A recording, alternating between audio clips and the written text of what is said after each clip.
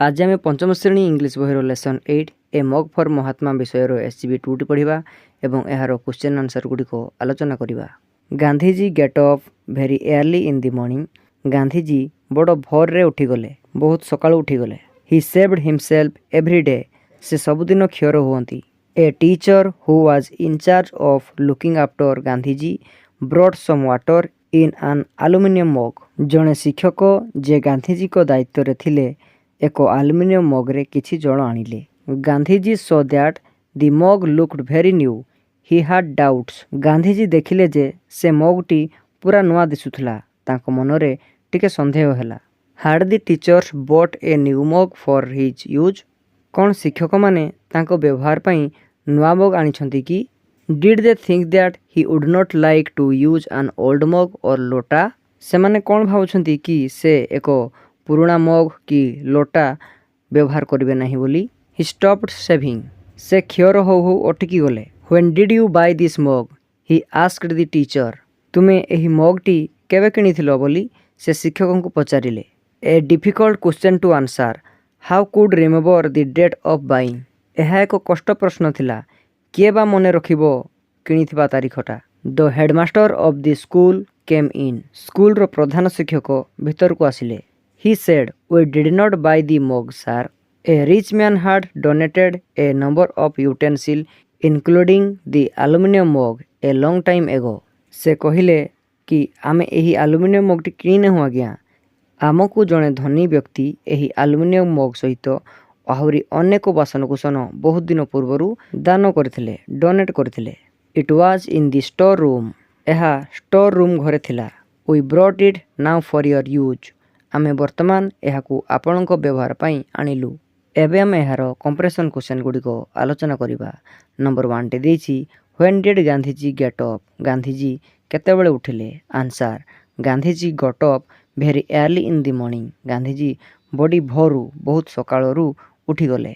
Number 2, what did he do then.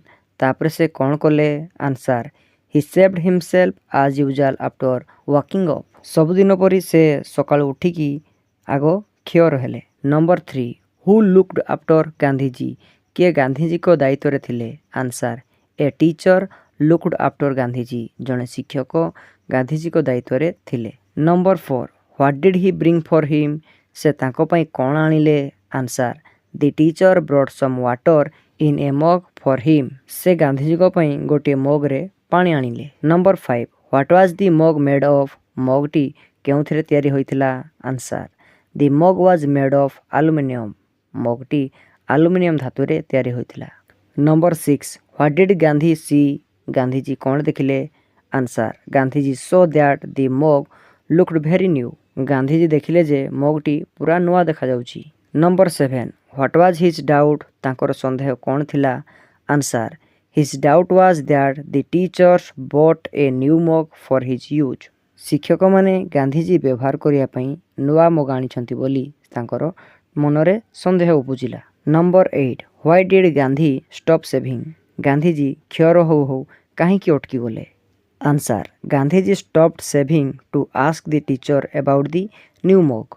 Gandhiji शिक्षक को से नुआ मग विषय रे पचारिया पई क्षीर हो अधारू अटकी गले। Number 9, what did Gandhi ask the teachers. Gandhiji शिक्षक को कौन पचारिले। Answer, Gandhiji asked the teacher when did you buy this mug. बामे लिखिपारिबा, Gandhiji asked the teacher when they had bought the mug. Gandhiji शिक्षक को पचारिले कि से एही मगटी केबे किनिथिले। Number 10, why was it a difficult question. प्रश्नटी कष्ट थिला काहेकि। Answer, it was a difficult question to answer आज it was difficult to remember the date of buying the mug. Number 11, who came in. किए भीतर को आसिले। Answer, the headmaster of the school came in. School रो प्रधान शिक्षक भीतर को आसिले। Number 12, what did he say. से कौन कहिले। Answer, the headmaster said that they did not buy the mug and a rich man had donated a number of utensils including the aluminium mug a long time एगो।